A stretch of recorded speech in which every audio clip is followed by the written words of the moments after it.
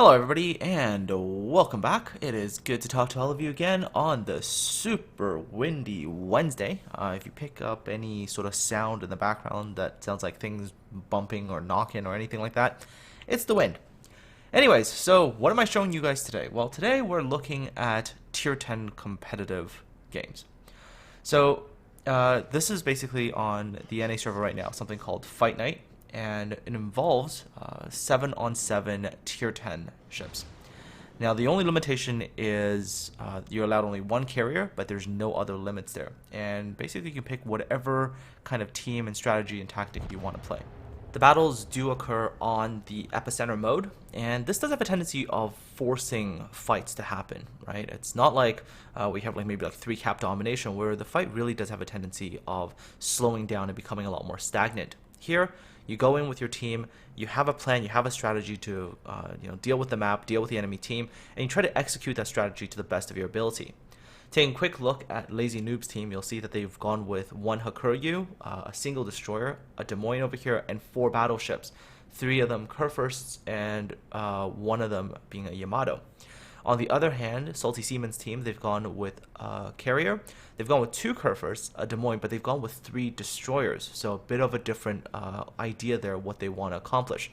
Salty Seaman's game plan really is to try to get into a good position with the destroyers and hold the battleships, the enemy battleships, in one place, and then drop many torpedoes into that held up group of battleships through many cross drops.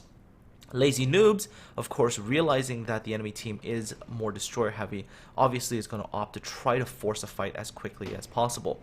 So those would probably be the game plans to start, and we'll see how they execute.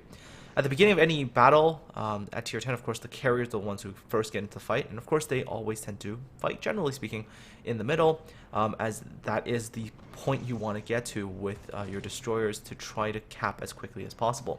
There's also different strategies, whether or not you want to play 4-cap or whether you want to play outside of cap, but we'll get to that a little bit later as I'll show you a different battle. Alright, so the air fight's relatively equal, as 2 air superiority Hakuryus generally do tend to be quite even. That does mean, however, that strike aircraft do manage to get through, although do keep in mind that destroyers in this particular game mode, especially the gearings and stuff, they are running defensive fire, so they're not going to be as easy to pick off with a carrier. Alright, so take a look at sort of the early positioning of the teams. You'll see that all 4 of Lazy Noob's battleships are heading towards the large island around F5. While at the same time, you'll see Salty Seaman's 2 battleships and their Des Moines having gone to around E4, E5, and they're heading to the sort of same area. And there is going to be a fight around there. What's really going to be critical here for the Salty Seaman is if they were able to get their destroyers into good cross-dropping positions. So ideally, maybe positions around, let's say, maybe about E or F7, somewhere around there. And maybe another destroyer coming in from around the west area, so somewhere around maybe E2, somewhere around there. If you can get good cross drops in there, this large group of battleships that are very concentrated together could face some problems. Unfortunately for Salty Seaman, they, at the early stages, mispositioned just that little bit. Their Shimakaze here with Never Forgotten and their gearing went a little bit too far off. They went into the 8 line, and by being here, they were just too far away from that mob of battleships. And you'll see immediately that Lazy Noob's battleships take advantage of this right away. Their carrier is being shot at by the gearing, but a single gearing is not likely to take down an armored carrier.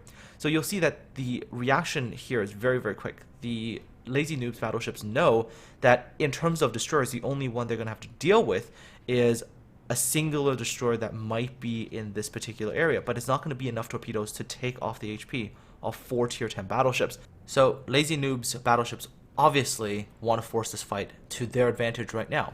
I mean, after all, the enemy team doesn't have as much raw firepower and HP in this particular area. So Bobby Joe in the Yamato goes in first, and you'll see that of course he engages the Des Moines first. Des Moines, high rate of fire, can output a lot of damage. You want to take it down as quickly as possible. So you'll see that all the focus fire from the battleships initially go to the Des Moines, while the first Yamato here, Bobby Joe, as he's come in, you see that he's trying to stay as angled as possible to the 2 Kurfürsts, minimizing the damage that he's going to take from them, all the while focusing as much of his secondary guns as well onto that particular Des Moines. Des Moines is just having a really, really bad day. I would almost say that if I was the Des Moines player in this particular situation, I knew how bad this would have gone, I might have even just YOLO rushed, or might have tried to ram something, maybe try to take something down that way, because sitting at the back there, you're just gonna eat so many shells and you're going to die. Battleships get into very, very close quarters brawling situation. As you can see, backwards logic there is just getting wrecked there by the other battleships. Amatsukaze in a Kurfürst is doing a bit of a drive-by against Beta Orionis, but their guns, I think, both are reloading right now, so they've got their secondaries on each other, but, you know, generally secondaries against the really thick belt armor doesn't do much damage-wise. Oh, and there's the nuke from Amatsukaze on Bobby Joe, taking down the Yamato. Very, very beautiful shot there. Yamato just got decimated. But, unfortunately, Amatsukaze is alone now. He's alone against 3 Kurfürsts, and there's also another Des Moines hiding behind the island over at F4. So Matsukaze is not long for this world. Looking at the other things that are happening on the map, you'll notice that Never came in with the Shimakaze, tried to get some torpedoes in to try to help his team out. Unfortunately, he and the other gearing were just so out of position that there was no way they could do anything against this particular push that happened. Never does get taken out by Beta Orionis. Beta Orionis, however, does run into a wave of gearing torpedoes. Again, this particular gearing I felt was maybe a little bit out of position as well, and just the 3 destroyers just were not able to combine into an effective team to deal with all the ships that came through this one little area. And unfortunately, for Salty Seamen, their 2 battleships in single Des Moines were just not able to overcome the sheer amount of bulk and firepower that came through this one area by Lazy Noobs, and the destroyers just weren't able to equalize the battle in their favor.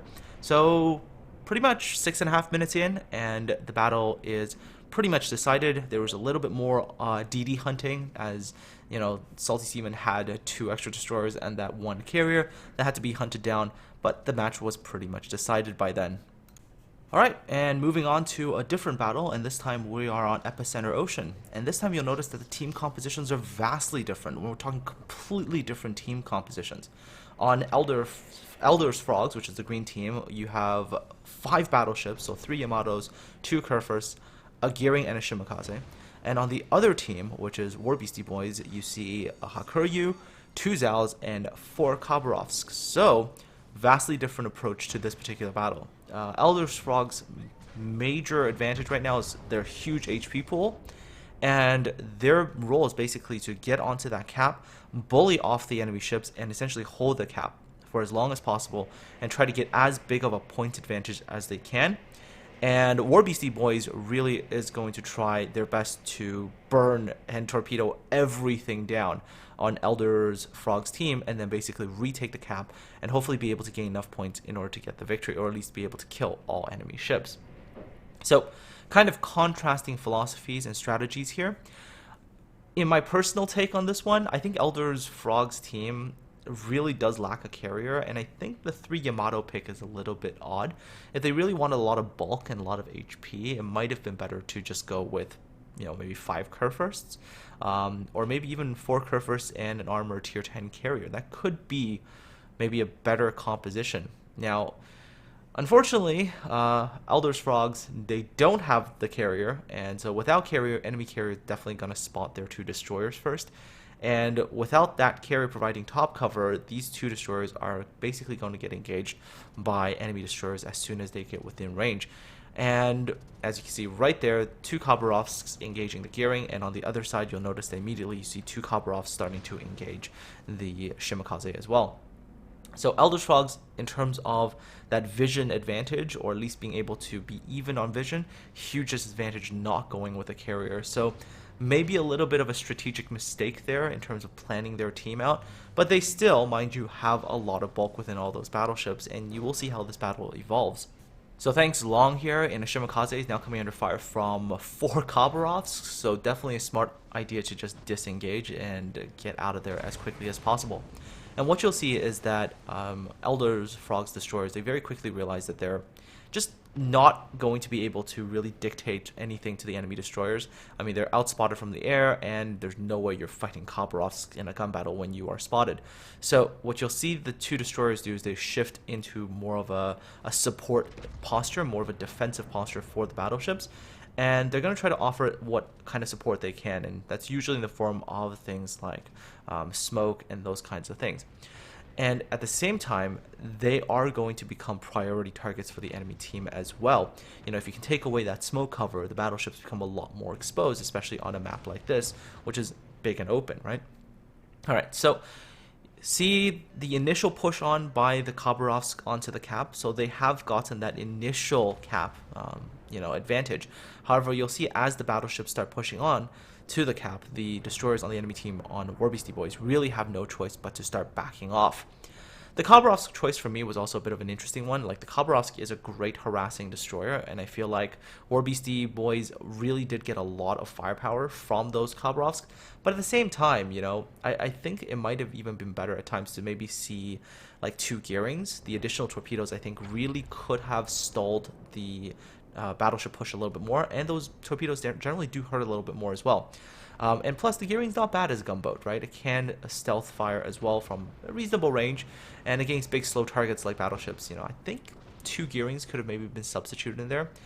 One other problem, of course, with no air cover is the carrier's able to really have free reign to drop on targets. Now, the battleships are grouped up as close as they can, offering each other mutual AA support. But CVs, especially Hakuryu, it's still going to be able to get through, still going to be able to drop some torpedoes on you, and that is going to start chipping away some of the HP as well. And as you go, and we shift over to the north here, you'll see the Kurfürst Hiragano and the gearing here, Kaguyas, they have now pushed the Khabarovsks off, and they're going to start to take all the caps. And very, very quickly, the point advantage is going to start coming back towards Elder's Frog. And basically, as long as they can hold on, and keep their battleships alive and make sure that the enemy team cannot push onto cap, they can definitely assure themselves of a victory.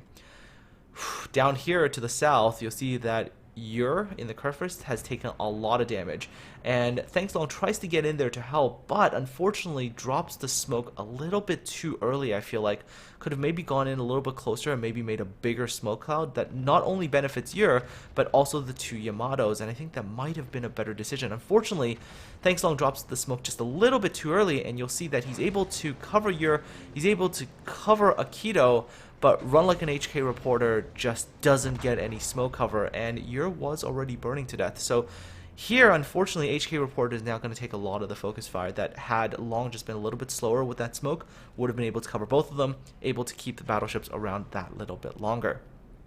Focusing attention back to the northern side, and you'll see a lot of fires heading towards the gearing. Kaguyas is taking quite a bit of fire there as well. And mostly because, again, if you can take down one of the enemy destroyers, it's going to make a big difference. Now, going back to what I was talking about earlier, why I think they could have substituted maybe 2 of the Cobs for gearings, there's one other reason as well, aside from the fact that gearings, have the great torpedoes, have the great smoke. It's the fact that, Khabarovsks do tend to be armored, so they have a tendency of taking a lot of penetration damage when battleships shoot armor piercing at them. And in that regard, a gearing, if it gives a broadside, well, it's not risking as much, because at most it'll just be a lot of overpen. You'll see there, that Cobb just took some pretty severe damage from the battleship. Kaguyas in the gearing on Elder's Frog's team lays down a pretty nice smoke screen for Agano, unfortunately gets spotted and gets focused down by War Beastie Boys, and this loss of a gearing is going to turn out to be very painful for Elder's Frog. They lose a very valuable smoke that they need in order to keep some of their battleships alive. And like I said earlier, the battleships have a lot of bulk, and they have a lot of staying potential and a lot of staying power. And as long as they're able to stay on this cap and continue to bully the enemy destroyers and stuff, the enemy team cannot come back onto the cap. And as long as they're able to maintain that point advantage for a long enough period of time, they should be able to squeak out the win. And of course, as long as they're able to occasionally spot some of these enemy Khabarovsks as well, the battleship shells do actually have the ability to really hurt them. But that loss of that gearing is really going to hurt them in the later stages of the game. To the south, we have got 2 of these Yamatos remaining and the 1 Shimokaze. And again, without that carrier, they are just easy targets to be bombed. I would guess at this particular stage, what I really would have liked to see is maybe all the battleships now trying to group up more and offer each other one mutual A support, and two also maybe just get some more utility out of that Shima and get some of that smoke cover from that Shimakaze as the gearing is now down. As you can tell for Agano, once he's gotten out of the smoke and he's lost his gearing for cover, he is just being focused down by everything.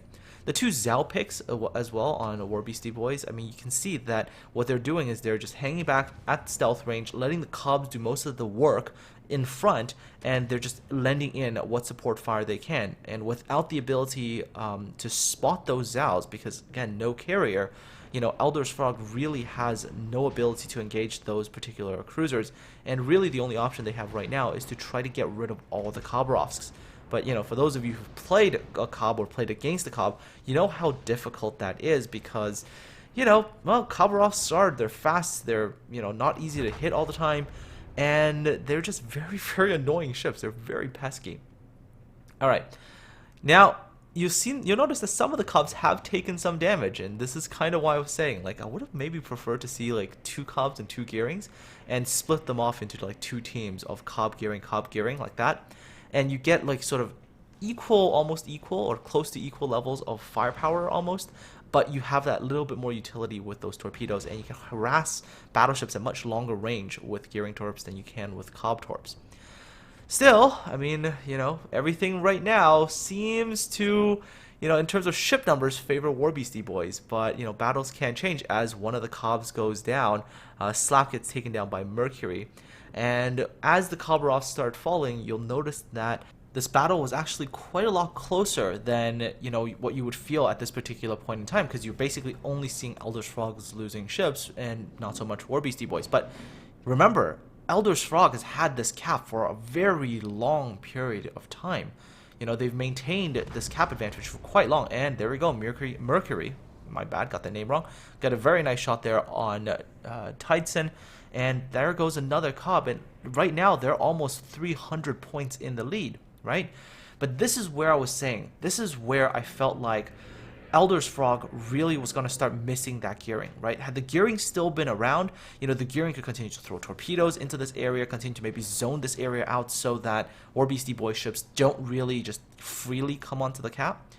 But unfortunately, they lost that gearing, and with that gearing lost, you know, that torpedo zoning gets lost, the smoke gets lost, and as a Shimakaze, like, you know, Shima does have very good torpedoes, but just against Cobb, you're just not that great, and, you know, that's going to end up costing them. Shima's still doing everything he can, and you can tell the Shimakaze is playing a much more support-oriented role, launching torpedoes into the smoke, trying his best to keep this cap for his team, because they really need to maintain this cap for as long as possible. If they have the cap, they continue to tick on points, and as long as they keep ticking on points, the chances of them winning are quite good. War Beastie Boys, one of their Cobbs is just hiding in smoke, and with Shimakaze around and those torpedoes, it's always dangerous. Now, unfortunately for that Khabarovsk, the air cover wasn't really there at this particular time, and without their air cover, these torpedoes come as a bit of a surprise, and boom, Thanks Law manages to take down J-Dog, and you'll see right now, points advantage quite favors Elder's Frog, right? Now, as long as Elder's Frog maintains their composition, as long as they stick together, they continue to maintain that bulk to the best of their ability, have a reasonable chance of actually winning this. Sir Monkey is also really low at 3,300 HP. Just takes one, maybe like 1.5 shots from a battleship, and his day is over. But, oh, manages to just squeak out there, not taking any of those shots there. Still alive, and as long as he's alive, you know, there's not really much ways for Elder's Frog to actually go find him, right? Again, lacking that carrier, and also no gearing as well. Eventually, this particular Khabarovsk is probably going to turn around and take the cap as the Elder's Frog's ships basically get pushed off of cap. Aikido goes down through the focus fire of the enemy ships, and right there, that's where I think there was one of these misplays in Elder's Frog's plans. I mean, up to now, everything kind of gone according to plan. You know, they've held the cap for a very long time. They're able to do the best they can. But right around here, there was that miscommunication. Mercury's gone south, and Mercury is by himself. You know, Shima's not there to offer cover. Again, no gearing either. And of course, run like an HK Reporter, for some odd reason, went so far north he's actually exited the cap. And this little miscommunication here, and just maybe a momentary blank out by Run Like an HK Reporter, really ends up hurting his team, as their Yamato, Mercury, gets taken down through the combined fire of the Zao, the carrier, and everything else. And now they are in much more dire situations, right? I mean, Shimakaze cannot hold off in a situation where he's being spotted by the carrier, it's getting shot at by Zaos and Cobbs.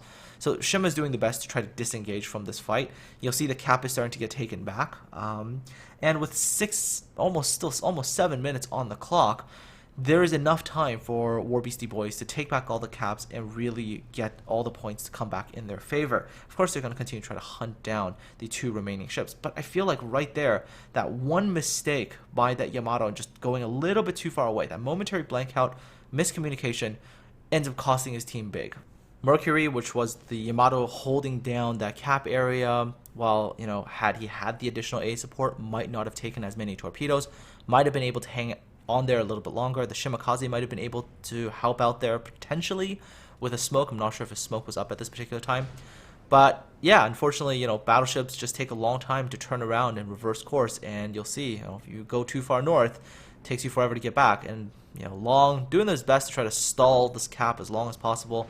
Takes a bunch more damage, drops to 6 HP. Does manage to deploy his smoke, but he's basically out of this battle. It's just combat effectiveness is 0 now. Run Like an HK Reporter's coming back, and he's trying to get into a position to support again, but just a little bit too little too late, and eventually he gets focused down by the 2 Zaos and the Cobb, along with the carrier, landing whatever firepower the carrier still had left. And this battle, of course, goes in favor of War Beastie Boys, who just, I think, overall made fewer mistakes than Elder's Frog did. Anyways, the result of this particular match is pretty self-explanatory by now. I mean, War Beastie Boys is going to take down HK Reporter, and that's done. So, all in all, I casted these matches last night, and I really did have a lot of fun casting them. And from at least some of the early, feedback that I've gotten, people did enjoy it quite a bit more as well, because the battles weren't as static, a lot more fast-paced action. In this particular battle, not so much, just because the strategies were so vastly different, but then at the same time, I definitely enjoyed the idea of just having vastly different team compositions, right? Because, at the beginning, you might have looked at the team and gone like, how is this team likely to win this? Or how's the other team going to win this? And, in the battle, when it actually happens, you'll notice at the end just how close it was. I mean, even right now, as Elder's Frog is losing, they are still in the points lead. Still, makes you kind of wonder, had Elder's Frog maybe made like one small adjustment to their team composition, maybe the battle would have turned out vastly differently. Maybe they were able to hold on. Who knows? Maybe a carrier instead of a battleship. I don't know, just a thought. But all in all, even though this battle was more static than the first battle that I showed you, but I still really like the idea that you could just run such different teams and still find success in your battle by executing your game plan to perfection. Anyways, for those of you who are interested in maybe participating in this particular format of competitive battles, I definitely recommend on the NA forums to keep your eyes open for Fight Night Season 2 posts, as Season 1 has just ended. Yeah, I was the one who was casting the finale yesterday. But keep an eye open, and hopefully, with more teams and, more people, we'll end up seeing new compositions, new tactics, and new strategies. Anyways, folks, let me know what you think of this particular type of competitive format. Let me know if you enjoyed it. Aside from that, take care, have a good one, and I'll talk to all of you again soon.